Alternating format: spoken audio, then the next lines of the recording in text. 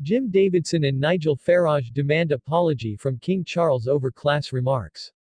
In the heart of Britain's bustling capital, a storm was brewing, one that threatened to shake the very foundations of the monarchy.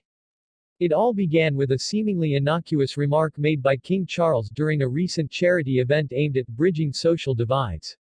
The king, known for his commitment to the underprivileged and his passion for social causes, had spoken about the importance of understanding and empathy.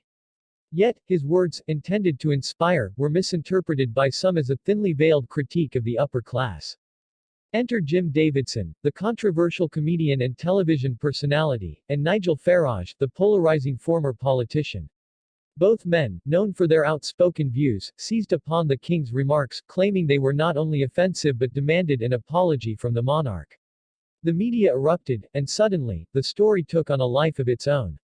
But what exactly did the king say that caused such an uproar?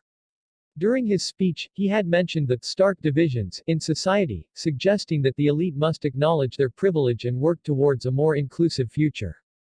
It was a call for unity, but Davidson and Farage twisted the narrative, framing it as an attack on the working class. How dare he! Davidson exclaimed on his popular talk show, leaning into the camera with a fervor that captivated his audience.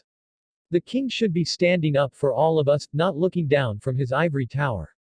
As the days passed, the public reaction grew polarized. Social media exploded with hashtags like #ApologizeCharles, while others defended the king's right to speak candidly about societal issues. The nation was divided, and tensions simmered just below the surface. But what was really at stake here? Was it merely a slip of the tongue, or was it a reflection of deeper societal rifts? In a surprising twist, it was revealed that a group of royal advisors was deeply concerned about the fallout. Behind closed doors, the palace was buzzing with urgency. Would the king address the controversy directly, or would he let it fade into the background? Meanwhile, Davidson and Farage were not backing down. They ramped up their campaign, appearing on various platforms to amplify their demands. This isn't just about words, it's about respect, Farage insisted, his voice resonating with indignation. As the pressure mounted, speculation grew about the king's next move. Would he offer a public apology, potentially undermining his own message about social awareness?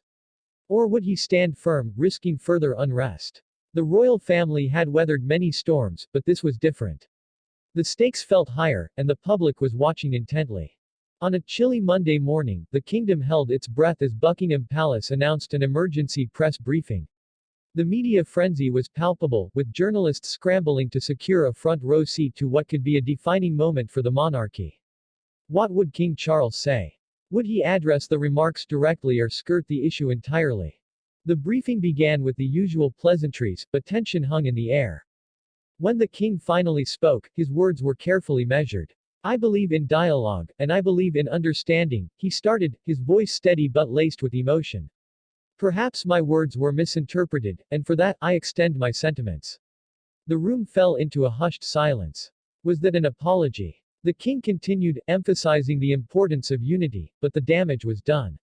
Davidson and Farage seized upon the ambiguity, declaring victory and rallying their supporters. Yet, the story didn't end there.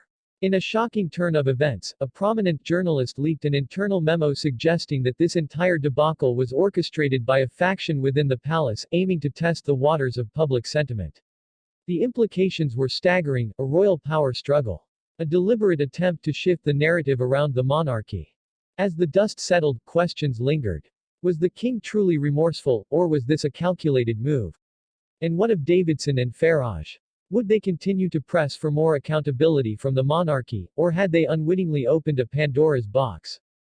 In the coming days, the royal family would find itself at a crossroads, and the kingdom would watch closely. The tension between tradition and modernity, respect and rebellion, was palpable, and the next chapter promised to be just as riveting. Stay tuned, for the saga of the royal family is far from over. What will happen next? Will the king redefine his approach to leadership, or will the voices of dissent drown out his vision for a united Britain? Only time will tell.